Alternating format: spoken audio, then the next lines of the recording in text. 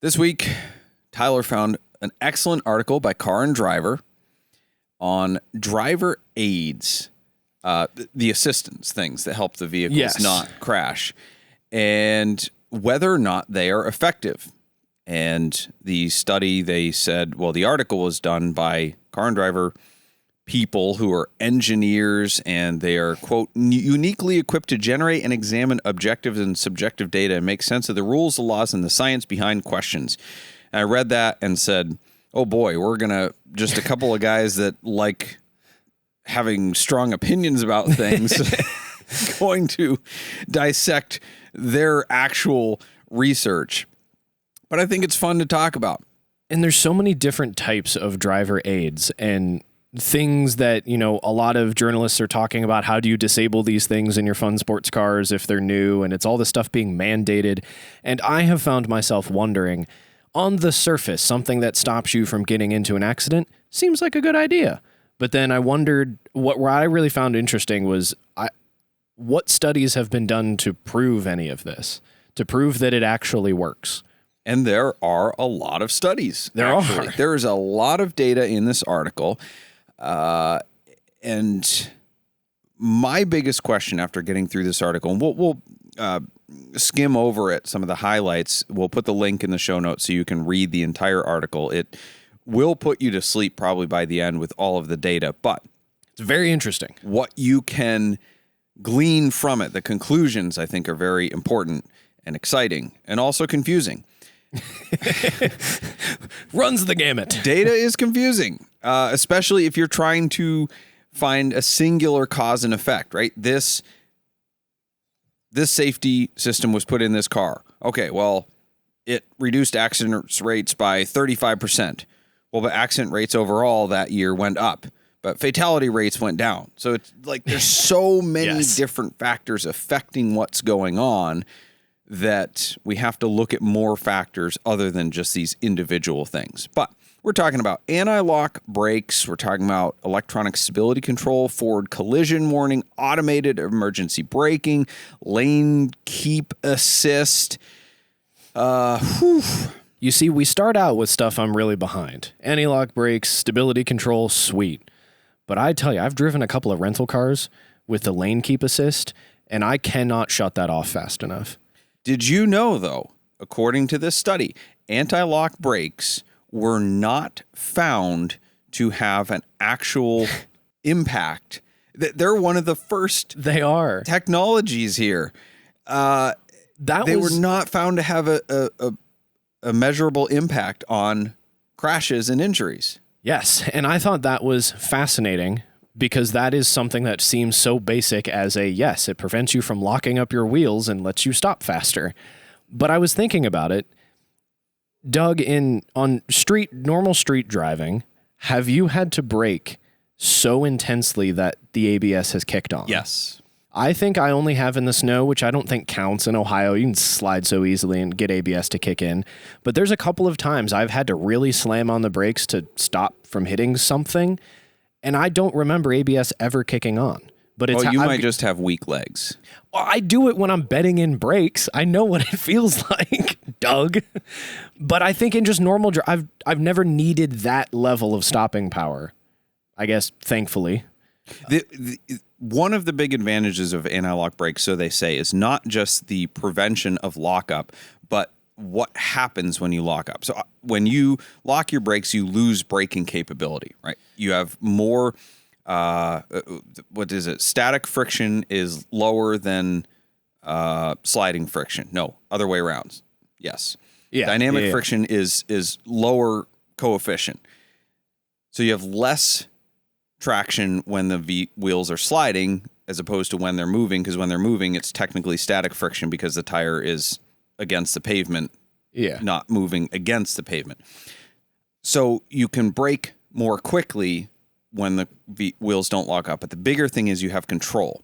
So they're saying when you lock up and try to turn, that's when you go into a spin. And that was the big impetus behind anti-lock brakes, is you won't fishtail, you won't lose the rear end, you can brake and turn to avoid an accident. And this study found that a lot of people, like you said, are not using it enough to actually utilize the system. And it has nothing to do with the strength of their legs, Doug. I will say this, though, from personal experience, ABS doesn't actually work. The only accident I've been in, I had 2 feet on the brakes. It was slightly damp, and ABS did not kick in. I just skidded and understeered into the thing. And I've seen other accidents, cars with ABS, and I think any reduced traction situation, whether it's damp roads, certainly snow, like if you go out and slam your brakes on snow, the ABS does not work. You lock your brakes and you slide. Yeah, or I can feel it. It's trying to do something, but it has no effect. Correct. You're still sliding. Yes. It's pumping the brake. You can feel that pump, but it's sliding. I've seen multiple accidents where you could see the skid marks leading right up to it. Dry pavement, you go, so much for ABS. So that may be the other problem. Well, and I think, too, you made a point that we will come back to that, you throw other kinds of inclement weather into the equation, and it's more difficult for a lot of these systems to deal with. But what I thought was interesting, so ABS didn't have an effect really on its own that could be measured, but it is instrumental in the creation of stability control. And that seemed to have a very measurable improvement in avoiding accidents. Correct.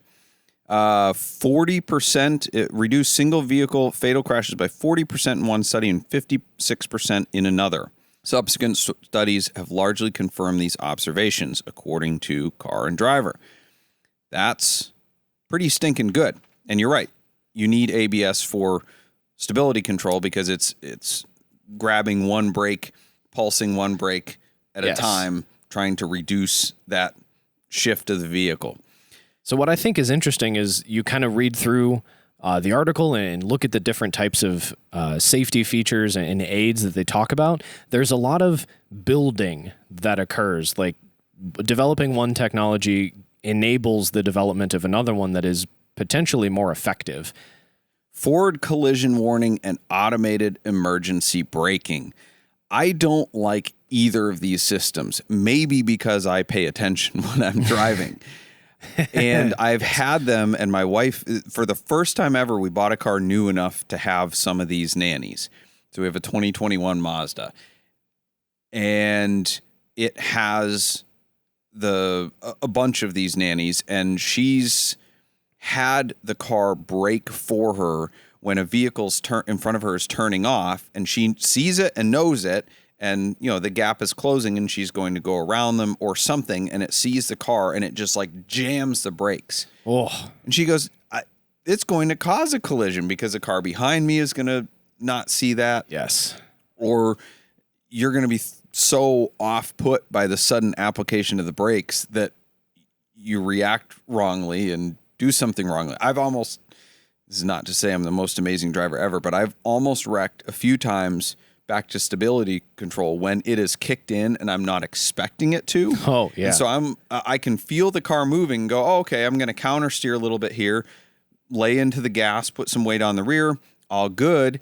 And then all of a sudden brakes start pulsing and the car corrects itself and I'm still counter steering. So then I start going in the direction of my counter steer. What? No, don't wreck me. That was something that I tend to... I think we've probably talked about it. I tend to have a lot of anxiety. When I purchased the Corvette last year, I was like in my Porsche 996 mode of what things do I need to be concerned braking and how severe is it going to be? This is an old car. I want to be aware. Well, all of the 98 pace cars had the active handling option that GM was, and I think that is essentially a stability control system. Very early stability control. Very primitive. So there's all these stories about a yaw sensor in the seat going bad and then like pulsing or grabbing one corner of your car and like sending you into a barrier or off the road. And I was like, I was like hyperventilating for a second. I was like, do I need to pull a fuse? Like I left it on. It was totally fine. I think that might have been Corvette drivers just blaming... As I drove the car blaming more, the system. They're doing burnouts, leaving their Corvette show. No, that can't be right. No. That That only happens with Mustangs. Corvette drivers drive under the speed limit all the time. So maybe it was actually a dangerous So I was feature. hyper aware of it on the highways. We're heading down to the Corvette Museum. Like, I swear to God, if I end up in this concrete barrier, get punched in the face by this airbag. But no, it was totally fine. But the stats say, back to forward collision warning, they do reduce rear end collisions by 27% and injuries by 20%. You have the automated emergency braking.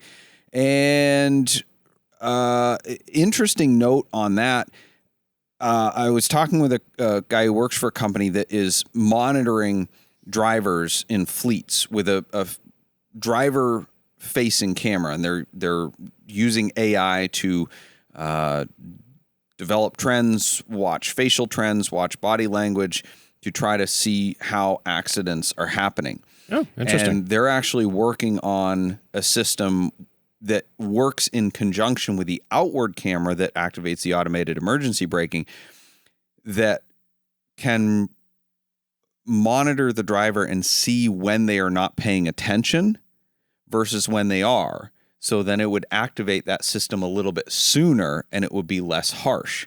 Versus, okay, the camera says the driver's paying attention, but the radar and the camera outside say we're approaching a car, but we know the driver's paying attention, so let's let the driver react versus, oh, the driver's on his phone, we know that, and he's coming up on a car, let's stop the car right now. So I think there's some cool developments coming out with this technology. And I think on the whole, there's a lot of poo-pooing, I guess, that I might do with some of these technologies. I don't want most of them in my vehicle, but I think for the population, there is nothing but general good that can come from the advancement of safety technologies. We can't trust people, although I know you're going to disagree, and I think we'll probably agree on some of that, but I think we should continue to advance safety technologies. One thing I don't like is it's making people bad at driving. People were already bad at driving. It's making them worse. Here's where it got me. I looked at the end of this. They said, okay, let's look at the overall crash rates. And this is, per capita or per 100 million miles driven. So this isn't like, oh, well, they went up because population went up or they went down. No, this is per an amount. So can't argue that. 1988, there was a lot of crashes. Peak of 169 injury crashes per 100 million vehicle miles traveled. And that decreased massively from 1988 until now, as has the crash rate, although there was a few different peaks and valleys along that line. One of the lowest crash rate years was 2011, and another one was 2020, interestingly enough. And again, It's not because there's half as many people on the road, because it's per 100 million vehicle miles traveled. It could be because there was less congestion. Yeah, I could see that. A lot of people argue that everybody was speeding during 2020, so, there should have been a lot higher crash rates or death rates, but they weren't. That was one of the lowest crash rates ever. But since then, the numbers have come back up. So it's interesting to see that in recent years, even though over time, back since 1918, I think it was the first year they had the data, but especially from 1988 until the present, the crash rates and the injury rates have decreased significantly. They've been increasing. And of course, they say, oh, well, it's cell phone use, which they said the spike in crash rates between 2011 and 20 might be attributed to the scourge of cell phone use, with visible manipulation of handheld devices during that period peaking at 3.4% of drivers in 2021. I don't believe that stat. Why not? Which direction do you think it goes? 3.4% of drivers? I'm sorry. I observe 37.4% of drivers every day on their cell phones. I don't buy that. I buy that you can't actually measure how many drivers are on their phones, because you can measure speed. Anybody can get out a radar gun. They can put up the cameras and stuff that measure it, and they can take that data.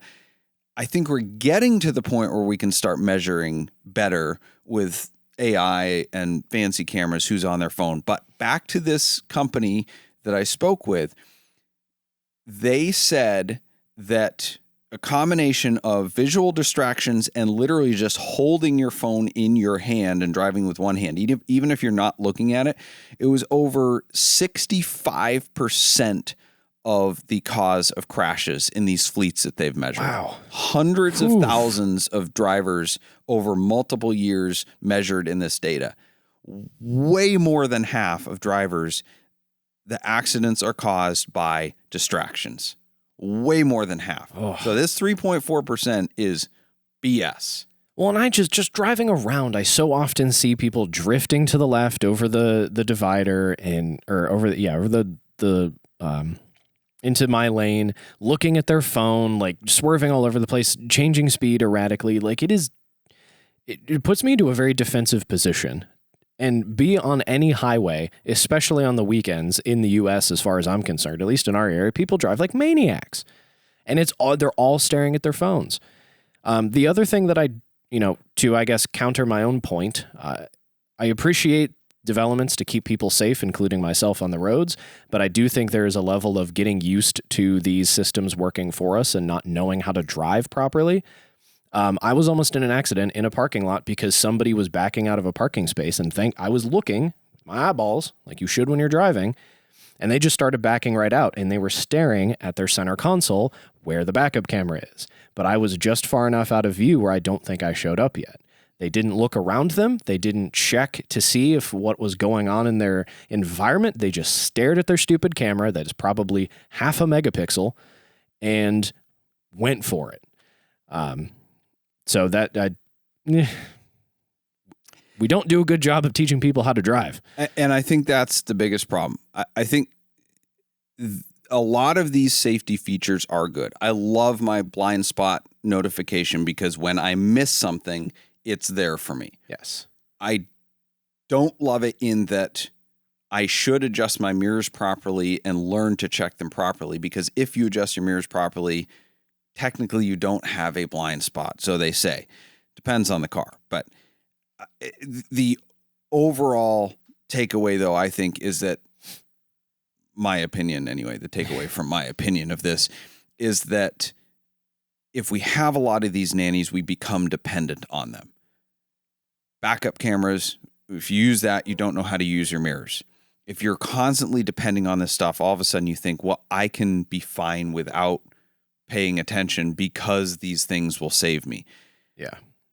I think they have their place, but I think they have their place within an economy of drivers bearing the weight of responsibility for their actions and wanting to become excellent drivers and or being required to by law such that they have to know how to drive first and know that checking your cell phone while you're driving is not okay, and then have these nannies as a backup for the eventuality of somebody fell asleep or, had a medical event or was distracted by their kids or blinding sun or something like that. Or blinding not by a TikTok notification. Yeah. Yeah. Ugh. Okay, quickly, let's go to the Shrewd Negotiator. This is somebody trying really hard either to buy or sell and maybe failing in the process. This is a 1995 Ferrari F512M for sale. Yes, $500,000 car. The pinnacle of the Testarossa, well, the rear engine flat 12 Testarossa lineage. And the seller says, quote, letter of intent / proof of funds are required for more information. Vehicle is not at the location pinned for obvious reasons. Serious inquiries only. Is this on Facebook Marketplace? Yes. Why would you list this on Facebook Marketplace? That's the first valid question. But letter of intent to get basic info on service history and photos on a 512M? Like, come on. Wild. Maybe for a test drive, but just to get the information to know if you're interested, so dumb. Put it up there. We put all that stuff on our listings. We upload PDFs of service records so people don't have to ask us about them. So, car's probably still for sale.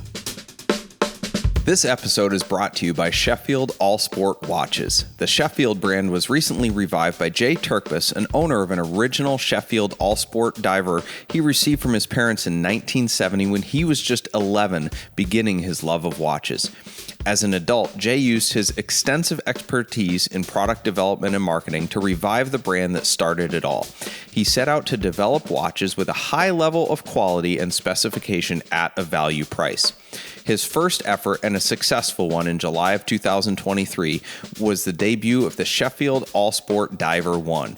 It had the kind of build and movement that much more expensive watches use, and his debut price of $108 was equivalent to the $13 his parents paid back in 1970. Since that debut, Sheffield has expanded to a wider range of automatics and chronos, many designed around vintage Sheffield dials of the 60s. The Sheffield well of clever and unique design remains his inspiration, as well as maintaining the goal of high quality, very affordable range of automatic and quartz watches. Sheffield watches, value on merit, not just price. I love mine. Get yours at SheffieldWatches.com and mention that you heard about them on Switchcast. Thank you for joining us for Switchcast with Doug Tabbitt and Tyler Sanders, produced by Ethan Huffnagel. Switchcast is an automotive entertainment and opinion show, and nothing we say should be taken very seriously. We do not give tax, investment, legal, emotional, or professional advice, and the only licenses we hold are driver's licenses. The opinions expressed on this show are exclusively held by the people pontificating at that moment and do not reflect the values of our producers or sponsors. Our theme music is provided by Emily and Ivory. You can stream their full album on Spotify or SoundCloud. If you like this show, you can stream it in its entirety on your favorite audio podcast platform. Check out switchcast.live for more info.